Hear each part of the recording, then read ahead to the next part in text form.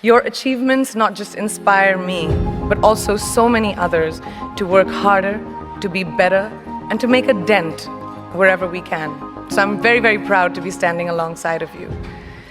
So in life, there are moments when you stop and ask yourself, how did I get here? Like, why am I standing here? Well, this is definitely one of those moments for me. And I find myself going back to the beginning, back to my roots. I was born to incredible parents, amazing parents who served as doctors in the Indian Army. I was the firstborn, and as far back as I can remember, I made my parents very proud and happy 99% of the time. Okay, slight exaggerations of personal achievements are allowed from time to time, don't you think? My brother was born a few years later, and even then, nothing changed for me. We were both given equal opportunities, and I want to emphasize this. I want to really emphasize this for you because I don't think a lot of people might understand that being equal might seem very normal. But where I come from, India, and a lot of developing countries around the world, more often than not, this is an exception. It's actually a privilege. My first experience of the glaring disparity between boys and girls came at a very, very young age. I grew up in a middle-class family with extremely philanthropic parents who constantly reminded me and my brother how lucky we were and how giving back to those who were less fortunate was not a choice. It was a way of life. Simple. I was 7 or 8 years old when my parents started taking me on these visits in a traveling clinic to developing communities around and villages around the city that we lived in called Bareilly.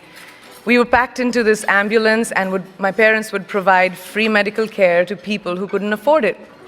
My job at the age of 8 was assistant pharmacist.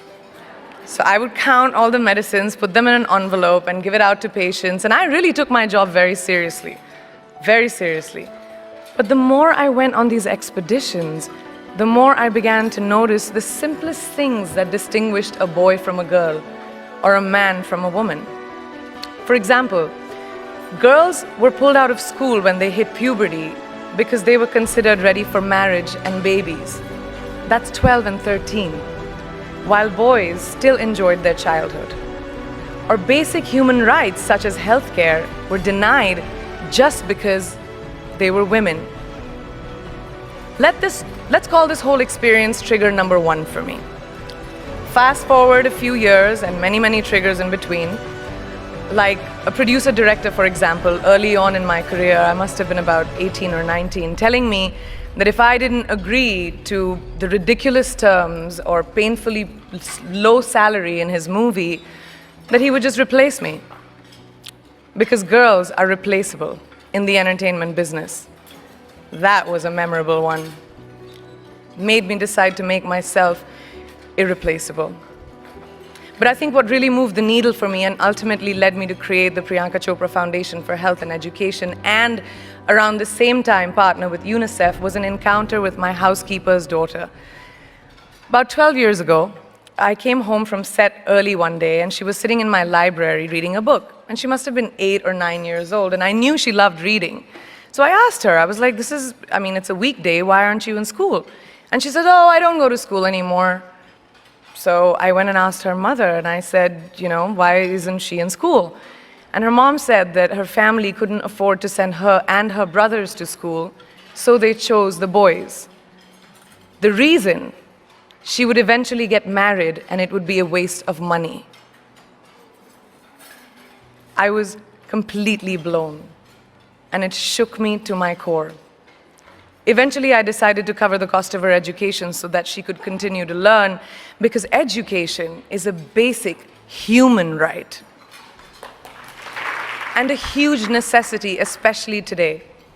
From that point on, I was determined to make a difference in as many children's lives as I could, in whatever big or small way that I could contribute. There's a really, really beautiful quote that I read recently, and I think it's absolutely appropriate to explain what I'm trying to say today.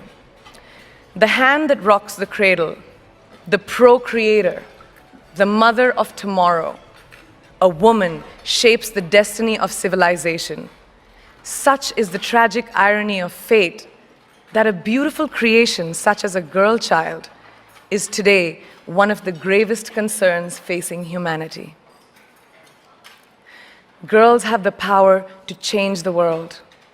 It is a fact, and yet today, girls are more likely than boys never to set foot in a classroom, despite of all the efforts and progress made over the last 2 decades. I'm just going to give you a stat, more than 15 million girls of primary school age will never learn how to read or write, compared to 10 million boys. Primary school, it's the beginning of our future. Over the last 11 years, I have witnessed firsthand the incredible work that UNICEF does for children around the world, especially victims and survivors of child marriage, displacement, war, sexual violence. But there is still so much work to do. And for me, that is the fuel to my fire. The reason I'm so committed to this cause, and that is where my passion stems from, because I know that a girl's education not just empowers families, but communities and economies. A result of her education, we all do better. It's just as simple as that. As entertainers and influencers sitting in this room, I feel that it's our social responsibility to be a voice for the voiceless, which is why I applaud each and every woman in this room for being such a badass.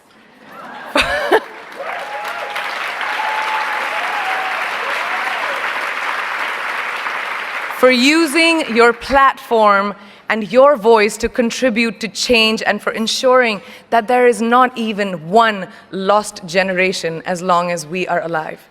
I'd like to thank Variety and all of you for encouraging me and all of us in this room to keep going and fighting on. Thank you so much.